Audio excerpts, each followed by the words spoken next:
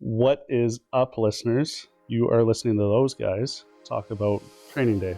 But before we get started, since this is the first episode, I feel like introduction is probably appropriate. So firstly, I'm Connor, and this is my co-host. I'm John. Nice to meet everybody. Can't see you, but you can hear us. Yeah. So essentially, this idea kind of came together, and I'll let John speak to his side of it. But like, I've been watching movies since I was a very young kid, and love talking to them or talking about them. Always been fascinated about how they're made, specifically like practical effects or special effects, but that's slowly transitioned over time and I guess maturity and growing up into like themes, scripts, roles, inspirations, that kind of thing. So, and sort of the idea came out of like, we've done a few movies together, whether it be at the movie theater and like, honestly, it's kind of a blast with good company. And so like, who better to do a podcast with talking about movies that we thoroughly enjoy? I'll kind of hand it over to John there. I enjoy movies, and that's pretty much it. You know what I'm saying?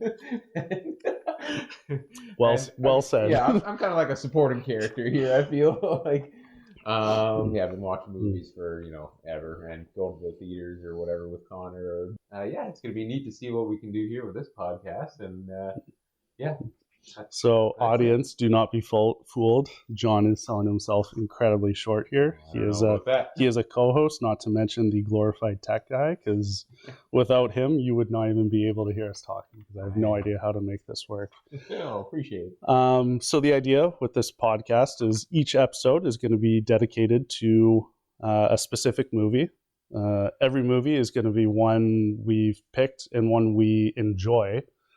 So it's not going to be one that we didn't enjoy. This is kind of like a positive thing. So this is something for us as the people talking about it and the listeners to get hyped about a movie they've seen, or introduce them to one that kind of puts them back into that category one of being hyped about a movie. So we're not here to provide ratings. That being said, we're both going to adopt a top 10 movie list. Yep. Not in any particular order. Nope. So with every movie we do, we're going to add it to the list. And the rules as of right now are going to be, you can add a movie, you can replace a movie on the list with a new one, but you can never add one back that has already been removed. Right.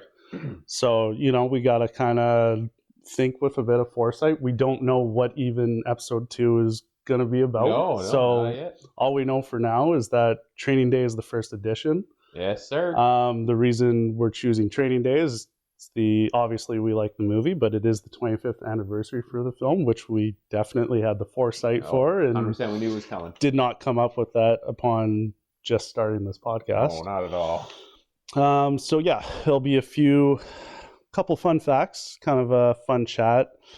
Some theories, themes, things we picked up on upon watching it. I watched it just last night. I think John... I watched it actually earlier today. Oh, okay. Just to make sure it's super fresh in my mind. So he's market fresh. Okay. Yeah. A couple things we might do. Maybe pitch a sequel, maybe an alternate ending. We'll go over like a favorite quote or a favorite scene. Don't think it requires much more introduction than that. I mean, if you haven't seen Training Day, it was released back in 2001.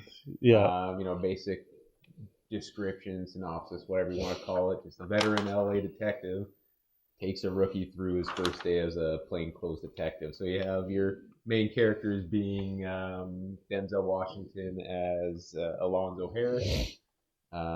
He's your veteran LA detective, and then his rookie, Ethan Hawke, who plays Jake Hoyt. So yeah, if you haven't seen the movie, it might be a good idea to watch it before you listen to this, because we're probably going to... Spoilers. Well, we're definitely going to talk about the ending. So yes, there are spoilers. So if you care about that kind of thing, you should probably hit pause, tune into the movie, and then come right back here, okay? 100%. This was directed by Antoine, and I apologize if I'm mispronouncing this, Fuqua, yeah, who's been attached to a few projects, including The Equalizer, Magnificent Seven, both of which are also Denzel movies, as well as movies like Southpaw, Bullet Train, and Tears of the Sun. All quality films, in my opinion, and they might land on this podcast in in the future. Additionally, David Ayer was the writer for this film, and apparently he was the only writer to touch this script, which apparently is incredibly rare in Hollywood. He's also been attached to films, and I can tell you right now, at least one of these is going to pop up on the podcast, is End of Watch, hell yeah. Tax Collector, Bright, and Fury. Maybe all of those.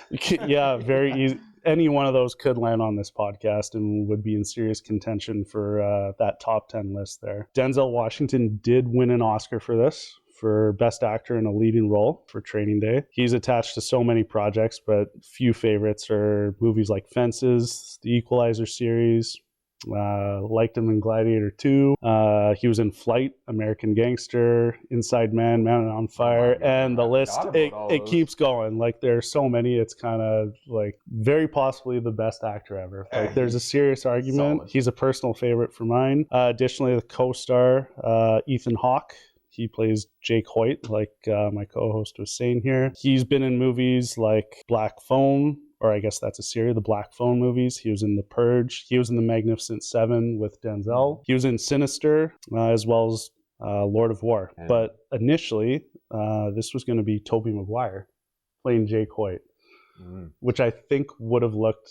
I don't know, put him in his Spider-Man costume, slinging everywhere. Yeah, would have looked substantially different. I don't know if Uncle Ben would have condoned some of these activities. If you didn't know, by the way, a little for the pop culture folks out there, Ethan Hawke, if you watch Stranger Things, his daughter is in Stranger Things.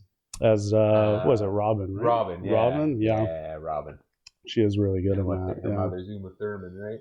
Yeah, from... Kill Bill. Yeah, Quentin Tarantino, which I think Maya Hawke has also acted for Tarantino. Yeah. I want to say she was in Once Upon a Time in Hollywood. Cool. Right. Yeah, she's part of that group at the very end there, and I think she sort of takes off before this could be another episode, but before things kind of go south for the group there. But I wish I could ask. Denzel, if you're watching or listening to this podcast. Yeah. We'd love to have you on. Yeah. Few facts there that we dug up in our research here, looking into the film. Denzel Washington has stated this is his favorite role that he has ever done. Most of the monologue he kind of has at the end. Probably a lot of people have seen this without seeing the movie. That is how iconic it is. Mm-hmm.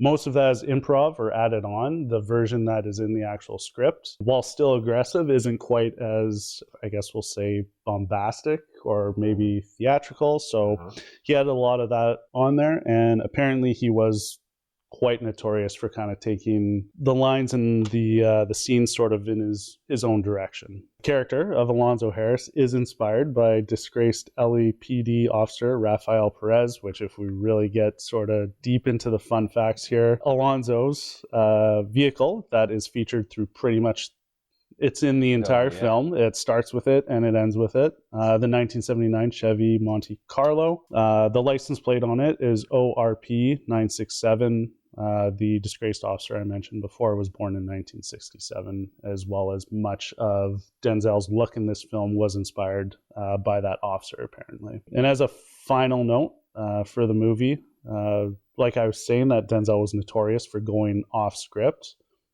In Ethan Hawke's audition, he apparently got like super pissed off with Denzel for constantly deviating and sort of taking in his own direction, which ultimately is what won him the role, which kind of makes sense for how the whole movie is, Alonzo running the show and sort of keeping Jake in the dark and not telling him what's going on. And Jake's constantly playing second fiddle, like you said, like what's going on here, and ultimately is obviously pretty pissed off at some points of the plan. I'd say like the Monte Carlo was kind of like another character in the movie. If you're almost, pretty much, and it plays a pretty integral role in a few different ways between the Chinese menu, the appliances loaded with cash in the back there, a lot of the manipulation or I guess deception occurs in there.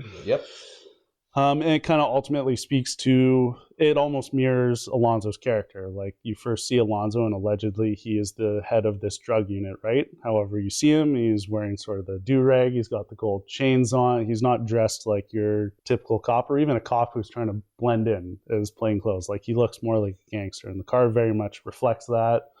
You know, it's got the shiny rims on it, it's got the lift kit on it. Like, it's not your it's not your standard police vehicle. And even Jake kind of said, this is not from the motor pool. And you know, Denzel's like, no, it ain't. Like, and he says, yeah, this is the office. Nothing standard about Alonzo, or it doesn't, I don't know, he goes against policy, let's say, you know. I think he's pretty much writing his own policy through this whole movie. Policy, yeah, there's more than a couple violations. I would assume the LAPD would not stand for if they found out. As general thoughts, do you feel this is Denzel's best work, like, ever? I mean, this kind of seems like he's in his prime. Back in this in 2001, I'm sure. You know, there's some late 90s movies or still early 2000s, but I'd say. Yeah.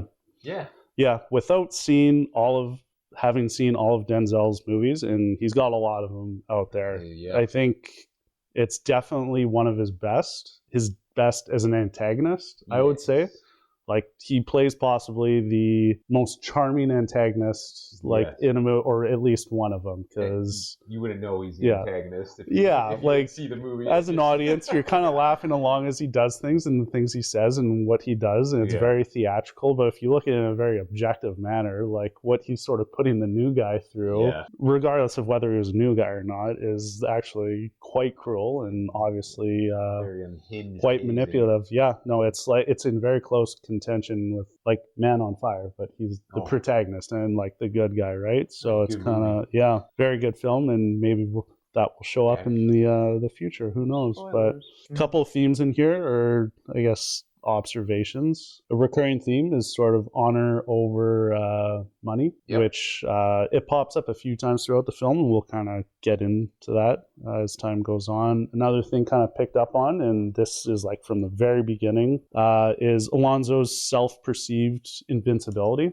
Yes. So this even happens after the breakfast diner, is he walks like right into traffic with no regard, like, and the cars just stop for him, and that's, you know, great. And throughout the whole movie is people are concerned for his well-being, because, you know, they know he's in hot water with the Russians and owes them money, or else he's got everyone who brings it up, and it comes up a few times, he goes, yeah, it's all good, I got a plan.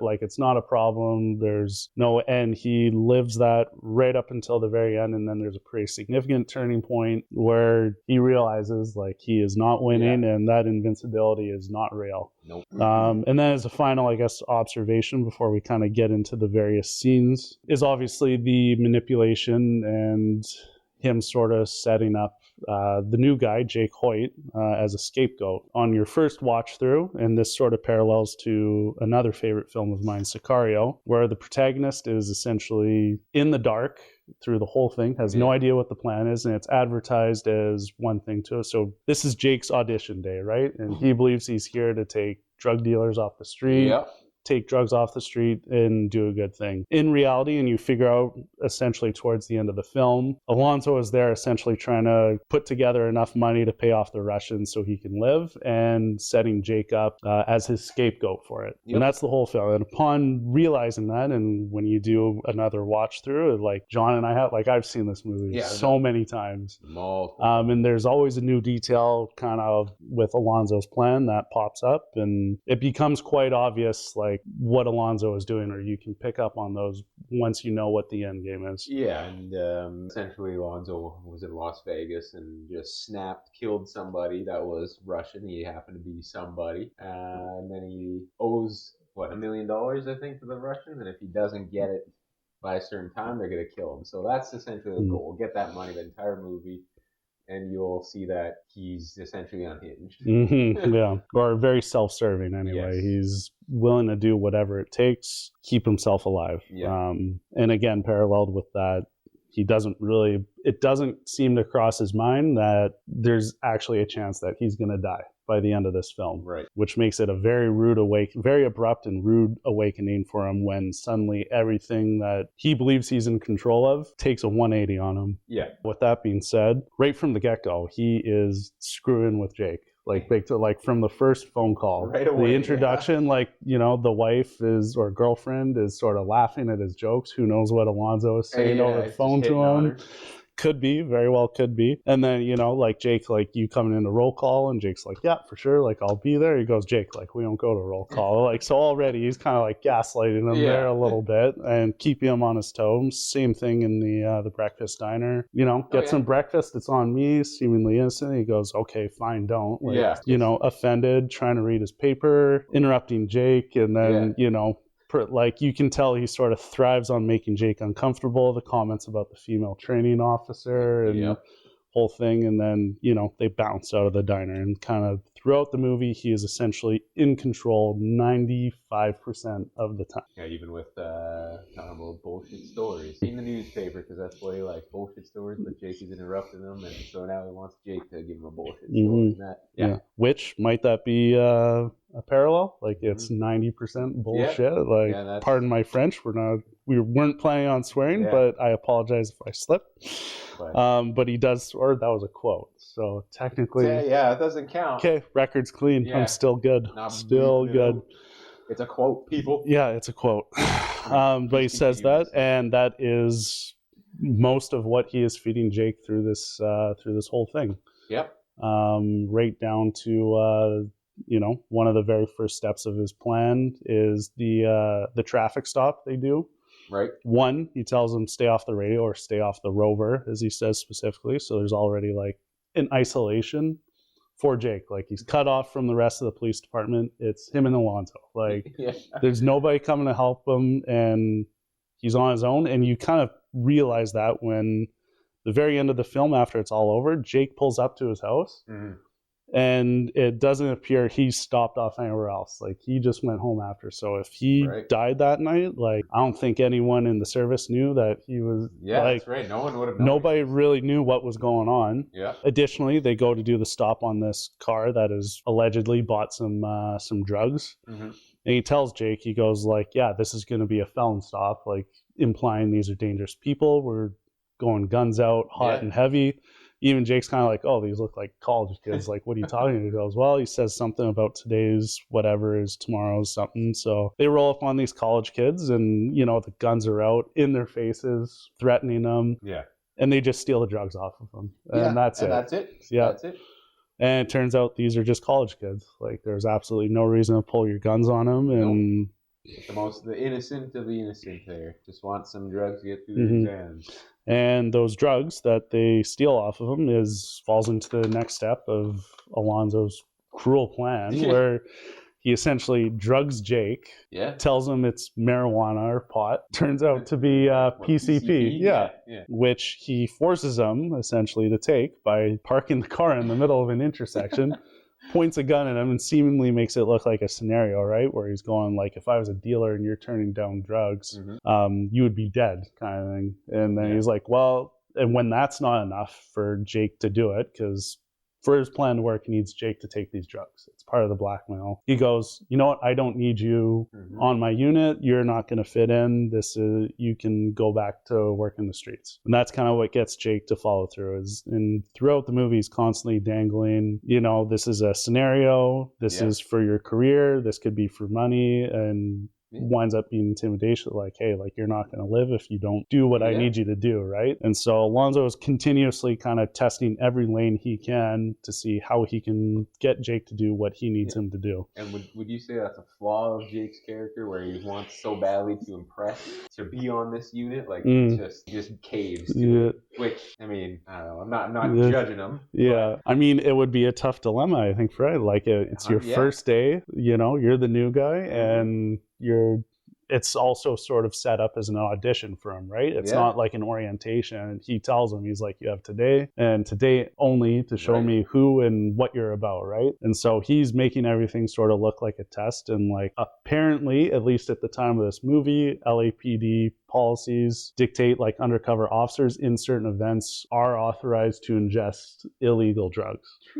So like how much of what Alonzo is telling him, like it's kind of authentic as he's doing it. So like you can't really and someone's honking at him during this whole stop, right? He's pushing drugs on him and he's holding up traffic. Guy honks on him. Alonzo points the gun and tells him to shut up, and the guy's like, "Whoa, okay, like that's a civilian. He doesn't have anything to do with this scenario." Like he starts working Jake over pretty much right from the start. And frankly, I don't know. Like, it's hard to envision anyone saying they would kind of do any different under the circumstances. Like. It's tough. Yeah, I know. Throughout the movie, a couple visual themes. Going back to the start, it's one singular training day. So going back to the start, you have the sun rising, you have getting out of bed, like literally start to finish. Throughout the movie, sun continues to rise, but eventually it starts setting. You go into the nighttime, but also like as far as visual themes too. The city just seems all gloomy. Like it just seems like kind of gray, muted colors, everything, until you get further on in the movie where you get into more where Alonzo, his wife and kid live, or his, whoever you want to call that, in the jungle, which is more colorful, which to me, again, kind of symbolizes that whole tree frog thing where it's poisonous, right? Dangerous. Don't go near it. But still, predators will throw attraction to it, right? Like, might that be a gang thing too? Like, don't gangs often rep a certain 100%. Color so that they can recognize, distinguish? But so like that could be an authenticity in addition to. 100%. It just seems like even it's brighter though, like it's more welcoming almost. Rather than like you could see those gang colors like red and blue throughout the movie in other places, but they're not as bright. Right. Here they're brighter. Yeah, and so now that I'm kind of referring to my notes here,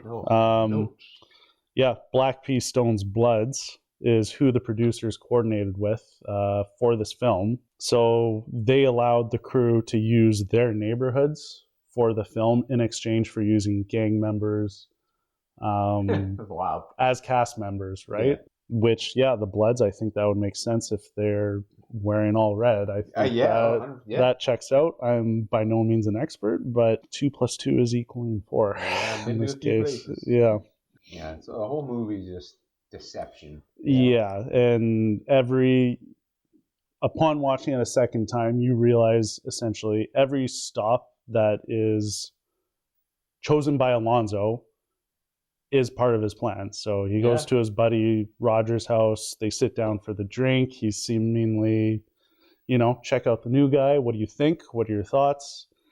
In reality, he's there to he asks Roger, he goes, what are you doing for the rest of the day? Roger says, I'm hanging out at the house all day and, just taking it easy. So Alonzo confirms, okay, cool, you're there. Alonzo also clocks that he has the pager on him, which in the scene where they raid his house, right before they go in, Alonzo pages him and he gets the beat back to confirm that Roger's in there, right?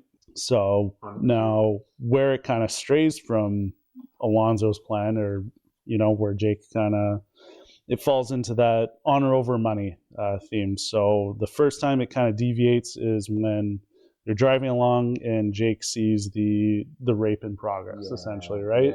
Yeah. And so he's going like, stop the car, and Alonzo's like, what's the issue? Like, we're going to keep going here. And Jake essentially gets out of the moving vehicle, right? Yep. And goes out, stops the whole sexual assault thing. Alonzo's take on it is, this is below us. We don't have time for this. Let the garbage man take care of the garbage, as he puts it, right? Yep. In reality, this is what saves Jake's life. Every time Jake doesn't listen to Alonzo's advice or direction, it moves in a positive direction for his survival, right? Yeah, so by saving this girl, he picks up her ID, which comes into play later on. at the hillside house there, where he's about to get whacked essentially by these gang members, and they find the ID, and he tells them, "Hey, like I saved this girl from being raped," and ultimately, despite all the money that Alonzo is paying these gang members, that's what saves his life, right? Yeah. Same thing when he goes into the jungle, as they refer to it a couple times in the film. Alonzo is very specific. He says, "You do not come in here without me." Jake, when he goes in there without him, again, kind of works positive, not without some difficulty, but it does work positively for him and whatnot. So yeah, it's kind of Jake, through just being a good person, is sort of unknowingly able to contradict Alonzo's plan. Like Jake does not know that he's sort of throwing Alonzo's plan off. He's just doing what he believes to be right, which is, evidently not what Alonzo believes in. The whole rape victim thing, he says, no, that's not, let street justice figure out, this is not our problem, right? Which I guess then leads us to the next part of Alonzo's plan here, when they come across a little cameo dealer there. Yes, Mr. Dog. Mr. Snoop Dogg. S-Dog. S-Dog. So yeah, pretty small cameo for Snoop Dogg. He's in the wheelchair there, which actually Alonzo mentions later in the movie there, right? Where he goes, "Remember that guy in the wheelchair? How do you think he got there?" When they're having the gunfight in the apartment. He goes, "I'm surgical with this, Jake. How do you want it, dog?" I did not catch that part. Yeah. Closed casket. Which again, all these instances where he's inflicting violence or making people uncomfortable, he usually has a smile on his face. Yeah, even when he shoots Roger and he is telling him, like, "Breathe, dog," like he is sort of chuckling to himself as it happens, right? Some evil behind those eyes. Same thing, he's got the rapist there against the fence, and he's kind of screwing with them with the pistols and holding the knife up to him. He's got a smile on his face. The gunfight in the apartment, seemingly his lady is in the bedroom and he uses his own kid as like leverage almost. 100%. He's joking through the whole thing too, right? Like, he clearly only cares about himself, and he takes a great deal of amusement in manipulating and the discomfort of others. Yeah, they find Snoop Dogg there, shoves the pen down his throat, right? Yeah, shoves me to get him to throw up to get the cocaine out. Yeah, get the pills out. The one time where Jake, I guess, is actually kind of, when he goes, "Oh, you want to bag these drugs as evidence?" And Jake goes, "Yeah, hell no, I'm not touching that." Hell no. Which leads them to the Sandman's house, the name that Snoop Dogg gives up, right? Yep. And this is where the Chinese menu, from the very beginning of the film, it's attached to the windshield, and foreshadowing. They use this as the fake warrant. He holds it up to the door, and he's kind of like, "Yeah, we got a warrant, policia, all that." She lets him in. They conduct their search of the house. No drugs, but that's not what Alonzo is really there for, is it? Going for cash. Big stack Going of for cash, which again plays into the plan. Little fun thing I kind of noticed when they're leaving, and I guess we'll call her Mrs. Sandman because we don't get a name for her. Nope. She's telling him, "Blast these fools." And he's got the two guns up, and one is tilted sideways, right? And so the reason for that, or I'm going to theorize, but it kind of makes sense the way I was looking at it, is so the guns are firing, which means the ejection ports are shooting out the shell casings, right? And those things apparently can get pretty hot. So he has one tilted, so that way it's not shooting into his other hand that he is also shooting with. Again, another illusion of invincibility moment there, where he's trying to start the car, they start firing at him, and he steps out into the street and just starts unloading in a neighborhood, and seemingly no concern for his own regard. Like superiority complex there. Can't get hit. So then, what does the money get used for that they drive away with? Yeah, so it meets up with the wise men. There's three characters, let's say, that kind of control. It almost seems like they're high-ranking police positions, really, within the LAPD. And court system. Because one is talking about a serial burglar or something, and that's one has something to do with like a shooting. Or what, like he says, like, if you shoot anyone, like, think about him twice and all that. And anyway, the story about this serial burglar, at least what I picked up on kind of has a little bit more relevance than maybe at face value. It's kind of a funny story with the shoving the peanut butter into his crack there and then bringing it before the judge there to convince her that he's mentally insane. But after he tells the story there and he's all pissed off, his guy got off essentially, and Alonzo makes the remark where he goes, well, like he earned his freedom, like he worked the system and like he deserves it, right? And everyone kind of looks at him and go, oh, like does he now? And Alonzo kind of realizes he's shown his true colors there, that the ends justify the means, and you can do whatever you need to do to get the objective or survival or whatever it is. And Alonzo, upon revealing that, reveals he's kind of said too much, and he kind of takes it back. He goes, hey, or not, like, hey, you know. And again, another moment where they're saying like, hey, like you got a bounty on your head. And he goes, no, like it's all good. I got a plan. Don't even worry about it. I just need the arrest warrant for his good buddy Roger, and that's where the money came from Sandman's house, and why they needed the menu for the fake warrant. Fake warrant to get in that house to get the money. It's all connected. To then get the legitimate warrant for Roger's house. Before they go speak to the wise men, though, something I picked up on. So they visit the jungle, right, in his apartment. Yep. As far as I can tell, I can't pick up on the visit having anything to do with Alonzo's plan. No. Like, I don't think, and I think he's there sort of out of pure arrogance, right? Yeah, like, he just wants to... Because if you think about it, if they didn't stop there, would Jake know where to go after the hillside? No. No. Not at all. And he'd, like, you know... It kind of screwed him over in the end, really. Yeah, Alonzo would have been totally fine, and Jake probably would never have found him unless it was a stroke. But because he takes him back to his place, because he firmly believes he can't lose, and like, I'm going to stop off at his lady's place and, you know, have some fun and have Jake babysit on his behalf. And, like, that's, again, part of his undoing, right? And Jake hang out with the kid, maybe works out for him a little bit with the shootout in the apartment later on too. So anyways, they execute the warrant in their own kind of way. On Roger. Interesting way. But you picked up the pager, which I didn't. Yeah, so they're outside the house there, and Alonzo hits the pager. He gets the beat back. And they breach. You don't realize until they make it into the living room that, you know, holy, it's Roger, right? Yeah. So obviously, what goes down there. Alonzo tries to convince Jake very briefly to shoot Roger, which might have been bold on his part, shoot a defenseless and unarmed individual, especially after Jake had just turned down taking some of the seized money home with him, right? He kind of goes, here's, I think it was like $250,000, something like that. Jake goes, no, like, no, right? Like, and everybody's realizing there's a problem, and ultimately Alonzo shoots Roger, and Roger's struggling to breathe in the chair there, which parallels later on in the movie where, you know, Alonzo's telling Roger, he's like, breathe, dog, and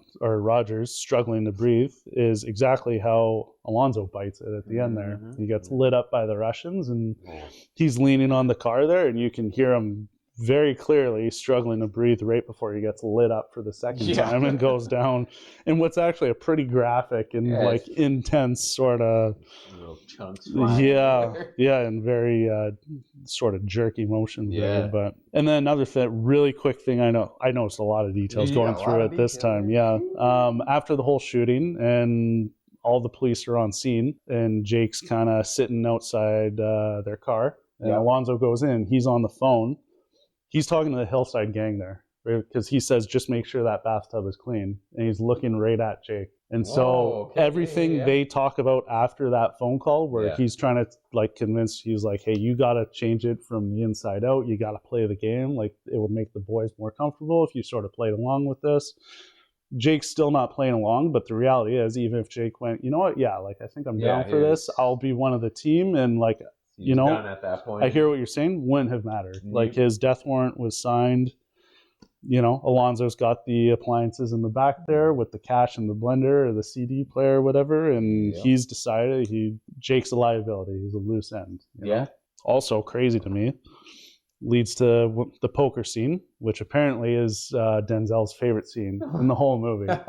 He said, wow, this is so great, but I'm pissed because like this is the one scene I'm like not in, right? Yeah. He's like, this is gonna win the awards and whatnot. But Jake's been on the service for a year and 7 months. That's crazy. He tells the Hillside member, right? Like that is I would imagine a pretty quick timeline to suddenly be on a, whether it be a guns and gangs or drugs type of unit. You don't know anything by then, I would imagine.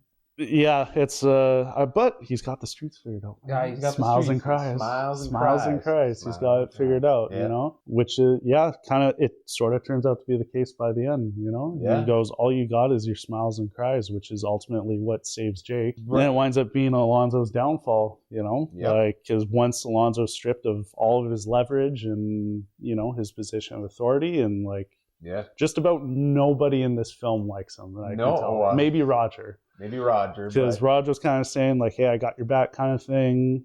And then, you know, Alonzo, that seems authentic. He gets blasted for it, ultimately. I don't think Alonzo's squad there, not like they're just, this is a guy who gets us rich kind of thing, slash a guy who looks out for us. Yeah. You know, I think the moment he wasn't offering that protection or, you know, I don't think they would have came through for him really in a big way. Same with the gang members in the jungle, right? Yeah. And same with the Hillside gang. Like their allegiances to Alonzo only lie in money, intimidation, and you know blackmail. But Alonzo sells it as like he's a hero to these people. Yeah, and he's buddy saying everybody's name. And, you know. I provide to this community. They know I take care of them. That's why I'm allowed in here. Yep. So maybe a bit of delusional self-perception, you could say, delusion there, kind of spilling into that invincibility. You know, he thinks everybody likes him. Even the wise men there, I don't think they're not too keen. No, they're not, right? I feel like they know he can do something to them too. Like, he probably does have dirt on it. Yeah, in hindsight, he's probably been playing this game a long time. You don't get to wear the do-rag and the gold chains without being around for a bit and knowing a couple things, right? And double holster. Yeah. So yeah, obviously the poker scene there, very intense. The rape victim's ID ultimately is what saves him. Yeah. Fun fact, I picked up on this when the Hillside member, so they're talking about Jake's piece there, right? His gun. Right. They're like, what are you issued? The Beretta 9mm. The one Hillside member who's kind of looks like he's calling the shots there, he pulls up his own and he goes, oh, like looks kind of like this. And Jake goes, yeah, it looks exactly like that. You can hear Alonzo's car fire up and sort of drive away with that loud transmission in the back, right? I totally missed that. So yeah, you can hear him take off, and then they tell Jake like, "Hey, like Alonzo's gone, man." And then he looks out the window, and sure enough, it's not parked there. So yeah, another kind of cool, really really cool detail. Another instance where honor over money, right? Right. You know, Hillside respects that Jake did a good thing for their niece. Yep. And again, one of the few times Jake doesn't listen to Alonzo, he acts on his instincts and his morals, and it saves his life, man. Yeah, which leads to essentially the final scene, which the big highlight is the final monologue.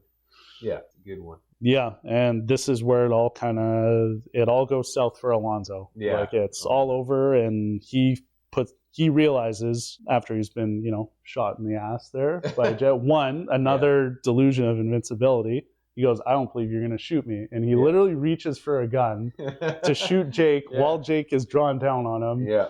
And like they've already, like, it's pretty clear Jake's not playing around. Like even, you know, Alonzo's like, hey, you passed the test, man. Yeah. You made it. That was the final audition. Like, again, more manipulation, put the gun away. And Jake goes, hell no. Like, you think I'm going to believe anything you have to say to me? No kidding. And still, later on, Alonzo, like, goes for the gun, believing Jake's not going to shoot him. He's untouchable. Yeah, and Jake shoots him, you know, in the ass, and the gang's saying, hey, we're not taking care of you, Alonzo. You got to put your own work around here. Mm-hmm.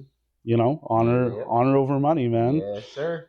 And Jake says, like, do you want to go to jail or you want to go home? I know, he uses it back on him. Like, and that's Alonzo's quote. And you can see that switch there. Alonzo, he goes, I want to go home, Jake. But he realizes he has none of the cards. Just waiting for him to howl again, you know? Like pretty much, So the gang, the Bloods there, let Jake walk off with the money that represents, you know, Alonzo's survival. That's his ticket. And all Alonzo has left is his cries, right? And so he goes off on the gang, and probably to him, he's thinking he's intimidated and scared these guys off. And a lot of them are kind of saying, this guy's not nothing. worth it. Yeah, like they're waving their hand at him and eventually all stepping down. And one of his final words there is he's almost convincing himself. He goes, I'm winning either way. I can't lose, you know? And like he's almost trying to convince himself, but he sees his lady there turn away with the kid in the window, and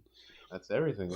She's probably the most in the dark of anyone surrounding Alonzo. Like she probably has no idea like what this guy is up to, and even she knows like it's over for this guy. That's it. Moving on already. And so he's driving, and he gets lit up.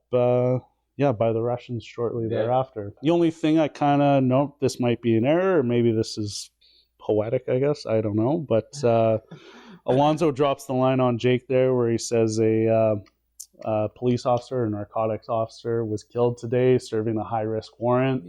And he's survived by his wife and child, kind of. As a way to intimidate him. He's sort of forecasting this is what can happen to you if you don't play along with the boys here. That is the headline that reads over the radio when Jake is pulling up to the house. They're talking about Alonzo. So I am curious how that gets spun. You get lit up on the side of the road. It looks like I'm going to assume it's his personal vehicle. Executing a warrant. What's he executing a warrant? You know, is that his gang show or his squad showed up and they're kind of like covering it up for him for the sake of his. That was a weird one. I don't know if maybe that's a mistake for the sake of having a good parallel or something, or like. I want to say it's kind of like just foreshadowing earlier on that was going to be used on Alonzo. Or is that maybe the Russians somehow covered it up to make, but. Who knows who's connected? Or that's the wise men. Maybe they're, because ultimately they're the ones who come up with these fake warrants, right? Or was there ever a possibility that there was going to be a training day too? Like maybe that was kind of the leave it open, or just whatever. Now that you mention it, I don't think Alonzo was originally supposed to die in the script, and I think that was Denzel's call. I think he kind of he goes, after all this is through, he goes, Alonzo needs to die. Like. He can't stick around, and I do not quote me on this. This is kind of, I feel like I've picked this up somewhere. But I'm not 100% sure. It's not in my notes. I didn't pick it up last night, but I do believe that was because I think this was pretty early on in Antoine's career. Hell of a lead actor to have to direct your first role, and but maybe there was a chance that they were gonna do a training day too, and maybe they're gonna keep Alonzo around to do it again, right? And ultimately Denzel kind of went, no, like in order for this to work, and it probably plays into this aura of invincibility thing is you can't have it end with him living for that lesson to work, right? No, exactly. And funny enough, just looking up training day 2, thinking there could have been like, oh, it was in development, but it got canned. Apparently, it's actively in development. So since when? I don't know. I mean, it's just within the last year or two. There's numerous things saying training day 2, but training day. But I mean, that'd be a long time. Yeah. It says it's in development as of like this or 2025. Whether or not that's just bogus. Interesting. Don't know. Either way, I don't think Alonzo's coming back. Oh no, he's not. Yeah, and it could very well be a thing completely new cast. It wouldn't necessarily have to be the same characters. Have to be the same stuff, no. Yeah. But I think one of the quotes that came to mind through most of the movies when Alonzo was saying, to protect the sheep, you have to catch the wolf, and it takes a wolf to catch a wolf. So thinking like... I know where you're going with this. Like, are you thinking that, Jake became... a wolf, essentially, you're saying? And Jake started the movie as a sheep. He's following what Alonzo's doing, and once he starts, thinking for himself and realizing on his own, he becomes a wolf, right? And he goes after the wolf, and he catches the wolf. Catches the wolf. 100%. That was. I'm glad you said that. Because. Couldn't agree more. So it's kind of one of the ideas, I guess, for this show. We talked about pitching a sequel and favorite quote or scene, favorite performance. Yeah, I'll let you go first here. Favorite performance in the film? Oh, I mean, it's probably, yeah, we're probably going to have the same answer here. I was going to say, it's... Yeah, are you watching if it's not Denzel? Oh, yeah. on the, truth side, it'd be like, Denzel, of course. Yeah. But then on the, behind the scenes side, there's uncredited Terry Crews for Muscular Gang member. And I'm just like, you know what? He's probably a really bad dude in the movie, but I feel comfortable around him. Well, he plays with pigeons, doesn't he? Yeah, he's the pigeon man. Which Alonzo says, he goes, that's for me. Yeah. Like, they roll those out for me when... who knows? Like, that could very easily just be he's training the pigeons, and Alonzo's just like, the bikes are rolling next to him there, and they're kind of looking in the car, and like Alonzo's making it look like, oh, this is my welcome party, right? Yeah, exactly. This hut, and it's clear nobody there likes him. No. Like, the guy's like, hey, that was some gangster stuff that you did for my buddy there. Yeah. Alonzo's like, yeah, it's all good. See you boys later. And right after he goes, man, I hate this guy. Like. Yeah. So yeah, Terry Crews, is that your favorite? Somebody, I think this was like his first one of his first roles. I could see it. Yeah, like I don't even think he has a line in that movie. I don't know. Just gentle giant. That's all. Okay. Yeah. Dude. But yeah, definitely Denzel with his role for sure. Yeah, I would agree with the Denzel. That being said, huge shout out. Like Ethan Hawke kind of nails the stammering, sort of naive rookie who's sort of being strung along through the whole thing, and like but by the end there, he kind of has that edge to him, right? Yeah. And like you can see throughout the movie, he gets progressively more skeptical and like less trusting and more pissed off, and like it doesn't like I think back to the whole it was going to be Tobey Maguire thing. Yeah, and I can only picture, and all due respect to Tobey, fave Spider-Man. I can't help but wonder if it was him. By the end, it would have been a much whinier sort of performance. Maybe not. Like maybe he would have pulled off. We'll ultimately never know. But I do think like Ethan Hawke's kind of got this thing in the movie, as young and sort of naive as he looks. Like you sort of fresh face. He kind of looks like he's seen something, or like he's got an edge to him. I think that deserves quite a bit of recognition that he did. Like.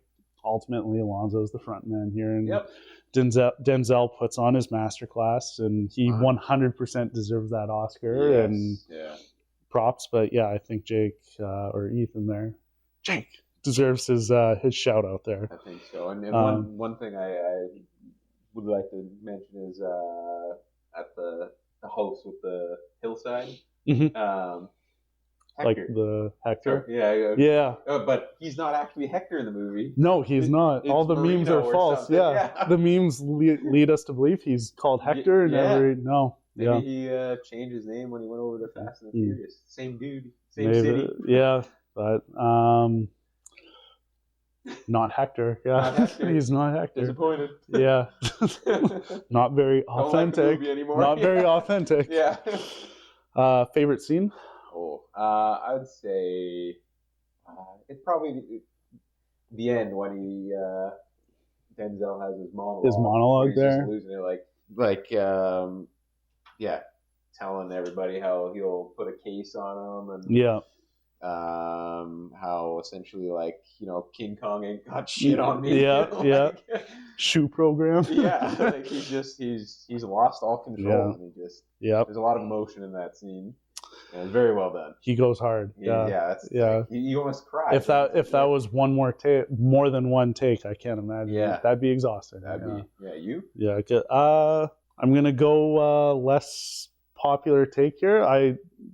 The breakfast diner scene. That's what does it. For I think that sort of it sets the tone for the movie. The fact that it's just sort of this journey between Jake and Alonzo there, and Alonzo's immediately presented like essentially everything about the movie is in that first scene. Alonzo is allegedly he is this police captain, whatever, team lead, doesn't look anything like it, and everything about him is not cop like at all. He's pulling the guns out there with the double shoulder holster. He's screwing around with Jake, and that's the whole movie. Yeah. And it's Jake kind of just being this, nervous, sort of trying to get a gauge on what's happening, Yeah. but it pulls you into the movie. Like, does. you know, when Yeah. you're kind of getting this dialogue, you're saying it's entertaining, and you're kind of like, okay, I'm invested. Like, Yeah. what's this police captain about, right? Like, Jake's he's the protagonist in a way. He represents the audience. He doesn't really know what's going on. He's presented as a regular dude. He's got his wife and kid and all that. But, you know, Alonzo's kind of a mystery. And like Jake, we're trying to figure it out through the whole film. And, you know, by the end, like, you know what's going on. And it makes that rewatch that much better because you can see all the signs. Oh, and like I always say, and by that I mean, like, I just made up now. A lot can be revealed over a cup of coffee, you know? True,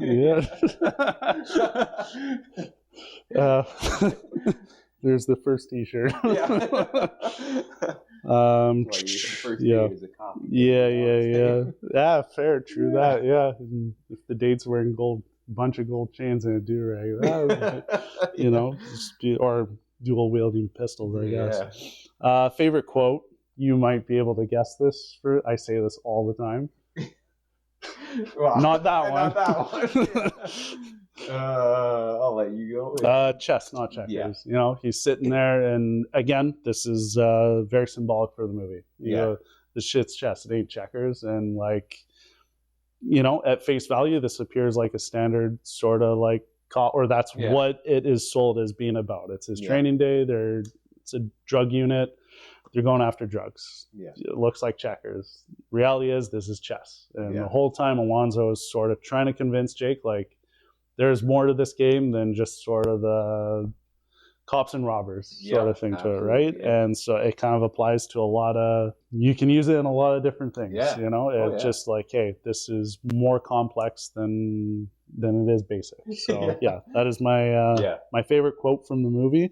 We gonna try and pitch Training Day 2 here? Yeah. Do you have a pitch? Yeah. Well, I mean, maybe it's, you know, you go a simple route where Ethan Hawke, you know, Jake becomes the next Alonzo.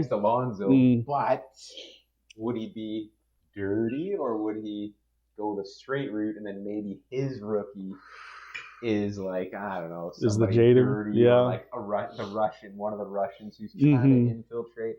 You know, something like that. I don't know. Yeah. Or maybe he starts dating. No, Eva Mendes. He becomes Alonzo. Yeah. Interesting. Yeah. Yeah. I'm not much of a writer. Yeah, I think there could, if you were to do it, like, if it's picked up immediately after, and you would probably have to do, like, maybe not a retcon, but maybe some kind of flashback here where Alonzo, as his final Hail Mary, is he sells out his unit. Ooh, but on his for protection. For protection. And so his shooting is staged. Oh, okay. It's a staged death, and that this could be an explanation like why it's during a high risk warrant. I see. Okay. So he does that, and Jake is included in that, right? Like, he can still sell Jake out for killing Roger. Okay. Yes. Well, I guess he can't if he sells out the whole unit, though. Like, all the witnesses are gone. Yeah. Which I guess gives you more of a film. Like, now Alonzo's back. Maybe, you know, maybe Jake doesn't realize because maybe Alonzo's acting like in a confidential capacity. Jake just thinks like these guys went down because there was always an investigation, and, you know, he's in the clear, and so he takes on maybe his own rookie, right? Maybe, If you want to go into crossover territory, you do End of Watch. Oh, okay. Oh. And it's Brian Taylor. Oh, that's Jake Gyllenhaal's character. Yeah. It's Brian Taylor. And he leaves the road to go to the drug unit for his training day. And who's the sergeant? And then you got it's Jake Hoyt. Yeah. And you do the whole thing, and it's it's about Jake trying to teach Brian, like, it's not the whole running and gunning thing, like, you need to use your head. This isn't cowboy stuff. And then Alonzo can sort of like they realize over time, like, Alonzo's still around, right?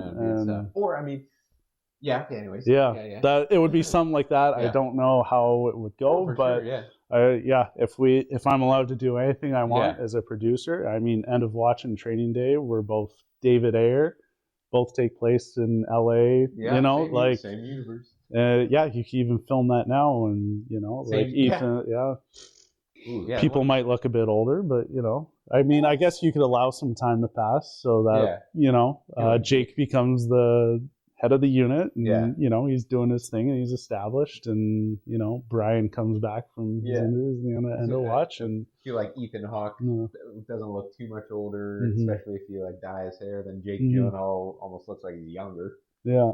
So.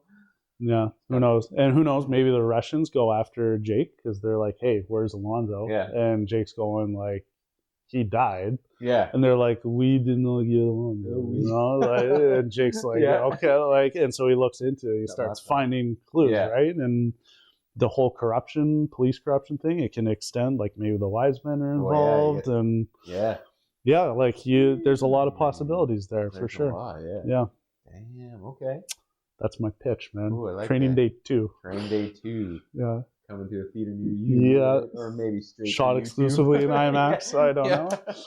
Damn, okay. Let David Ayer direct it, or not. Let him direct it, or write it at the very least. Send Denzel an email too. And let's get Denzel another Oscar or something. Top-notch film. Never get tired of watching it. And set the record clear. This had nothing to do with it being the 25th anniversary. We very quickly agreed on this film for no reason in particular, other than that we like really enjoy it. It's very quotable, very fun to enjoy. But upon watching it last night, was actually quite a bit of fun to notice some patterns and themes and little tidbits and tiny details. And hell yeah. Yeah, top-notch film. May sit in my top 10 through this as long as we do this for. Yeah, I think it's definitely a contender up there for sure. And definitely recommend giving it a watch if you haven't already, or watch again. I guess if you're listening to this, if you're feeling so kind, drop a like. Yeah, hit a subscribe or something. If there's anything fun about Training Day you want to share, drop in the comments. Movies maybe you want to see pop up in the future, feel free to. I can't promise they're gonna make it, but hey, I like getting hyped about films, and like, is there a better feeling than you're like, oh, have you seen this movie? Person goes, dude, you're like, oh, bro, right down the rabbit hole. That's the show. That's the podcast. Great things come from small beginnings. Some plans for future episodes. I think eventually we're going to video. You're gonna have some. Yeah, we're starting off just with the audio. Technologically, we're taking baby steps here. And then who knows? Maybe some guests, depending. If it's someone who just wants to like nerd out and get hyped about a film and chat. That's all this is. Yeah, that'd be really great. So this was a lot of fun though. This was a lot of fun. This was good times. Had a little bit of jitters going in because the whole public speaking thing or like being sent, not my thing. But you get a good movie on my mind, and I'll just keep talking. So. Any final thoughts, Johnny? Thanks for listening. I can't wait for the next one. Yeah, thank you guys, and we'll catch you next time. Yes, sir.